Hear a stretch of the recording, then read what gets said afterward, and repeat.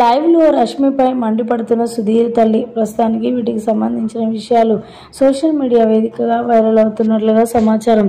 సుధీర్ తల్లి రష్మిపై ఇంతలా మండిపడడానికి గల కారణం ఏంటి అనంటే, సుధీర్ని ఎప్పటి నుంచో ఫ్రెండ్షిప్ చేసుకుంటున్నారు. సుధీర్ రష్మిలు ఇద్దరు కలిసి కూడా ఏ రోజు కూడా వారిద్దరు మనసులో ఉన్న మాట బయట పెట్టలేదు. ఇప్పుడు సుధీర్ తల్లి కూడా చాలా బాధపడుతున్నారట. ఎందుకంటే సుధీర్ కంటే చిన్నవాడు తన తమ్ముడు పెళ్లి చేసుకొని పిల్ల పాపలతో ఏం చక్కగా ఉన్నాడు.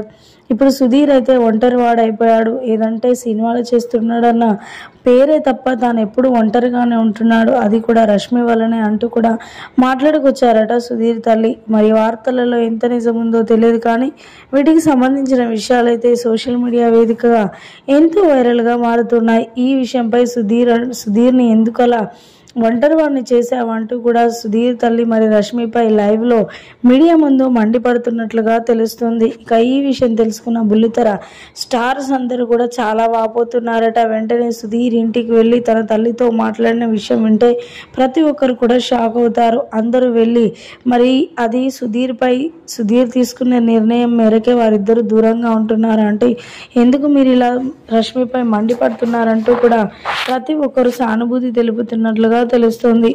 ప్రస్తుతానికి వీటికి సంబంధించిన విషయాలు సోషల్ మీడియాలో వైరల్ అవుతున్నట్లుగా సమాచారం.